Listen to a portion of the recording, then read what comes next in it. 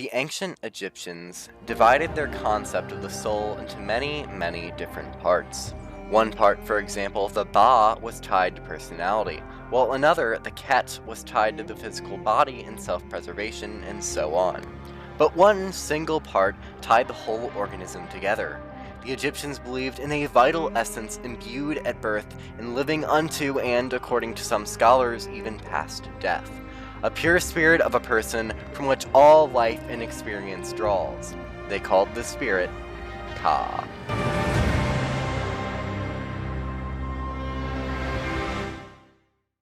Ka serves as the main antagonist of Monkey Quest. He is a force of pure evil, defined by a shadowy presence, and linked to most of the evil that goes on in the land of Ook. I've covered his history extensively in previous videos on this channel, but a quick refresher on what we definitively know about Ka. Ka is classified as a shadow demon, released sometime during the adventures of the Monkey King. The Monkey King would ultimately dedicate his life to fighting Ka, eventually sacrificing himself to defeat Ka at the end of the Shadow War, shattering Ka's physical form. Ka's shadow form still lives on, along with his shadow army, serving as the main antagonist for the game. I will submit to you today that by looking at Egyptian mythology, we can get not only a legitimate explanation for why Ka is evil beyond simply bad guy is bad because bad, but a genuine motivation for why Ka is the way that he is. However, nerdy lore aside, to understand why the title, using ancient Egyptian hieroglyphics to solve the lore of Monkey Quest, is actually true, we need to look a little further into what Ka in Egyptian mythology actually means. The hieroglyph referred to as Ka is represented by a pair of raised arms, pointing towards the sky. It should be noted that Egyptian written language only used consonants, not vowels, so any vowel sounds such as ah and ka or e and ket have been added by scholars so that we can easily refer to these words. Some believe that your Ka could live on after death, through material recreations of a living you, whether that be statues, paintings, pictures, or whatever. Full tiny model houses have actually been found in Egyptian graves, presumably a place for the Ka essence to carry on. In fact, Egyptians would even bring food and water to representations of their loved ones' Kas, believing that even after death, the Ka still required the nourishment needed in life. This statue here even has the Ka symbol at the top of it, as if to say, I'm not gone, my essence isn't here, gamers. You may notice a resemblance between the depiction of the hands here and the horns of Ka. We'll come back to that.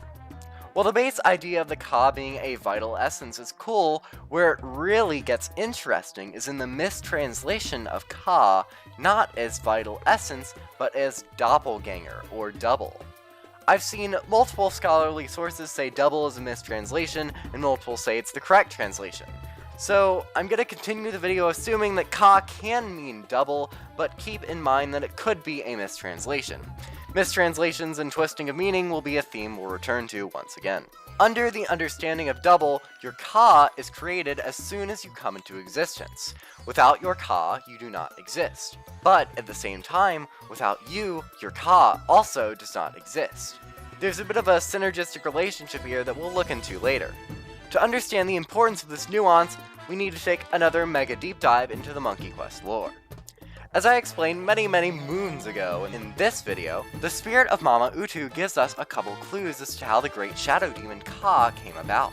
Using this dialogue, along with this line from the trailer, they became best of friends. Together they explored ancient ruins, battled strange creatures, and discovered powerful magic. Of course, monkeys and magic aren't always the best mix, and something dreadful happened. An ancient evil returned to the world. The shadow demon Ka. And some other ancillary evidence we'll get to in a bit, we can reasonably conclude that the Monkey King was the one who released Ka.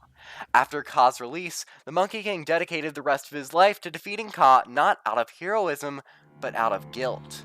This is why he and his companions built Magma Citadel. The game tells us that Magma Citadel was originally built as a prison complex to hold a large shadow demon, very likely referring to Ka himself.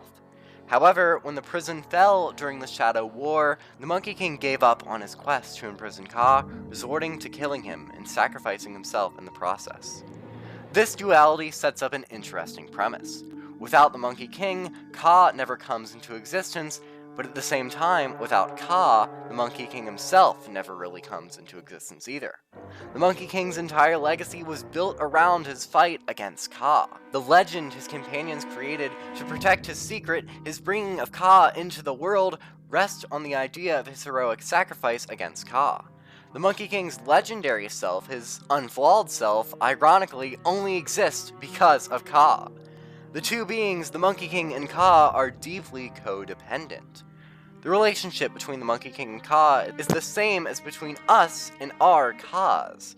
An interesting extra layer is added by the fact that doppelganger or double is a mistranslation, perhaps a distortion, much like Ka's horns or tendrils are distortions of the human hands from the original hieroglyph. What's important here is that, as previously mentioned, the Ka constantly needs nourished. This could offer a genuine and tangible explanation as to why Ka constantly needs to feed. With his double, the Monkey King, dead, he has no way to gain nourishment.